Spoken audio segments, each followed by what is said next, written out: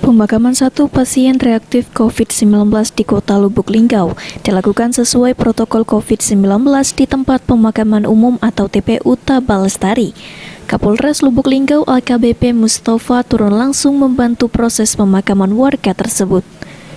Kapolres bertindak menggantikan tukang gali kubur mengikuti prosesi pemakaman. Ia juga memakai alat pelindung diri atau APD lengkap bersama petugas lainnya. Pasien tersebut seorang perempuan berusia 39 tahun, warga Kelurahan Tanah Periuk, Kecamatan Lubuk Linggau Selatan 2, Kota Lubuk Linggau. Perempuan tersebut mengalami penurunan kesadaran dan demam selama 1 hari. Diketahui ia mempunyai riwayat penyakit hepatitis.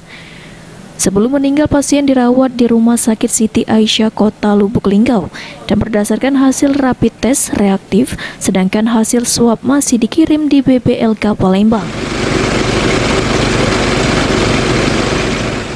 Rumah Sakit Siti Aisyah merekomendasikan bahwa pemakaman untuk almarhum menggunakan protokol pencegahan COVID karena dugaan awal yang bersangkutan pada saat di tes rapid test reaktif.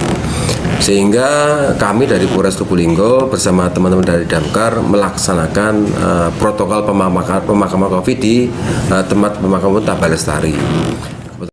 Kapolres meminta semua pihak termasuk anggota polisi jika menemukan ada warga yang terkena COVID-19 untuk tidak takut dan harus membantu masyarakat memakamkannya.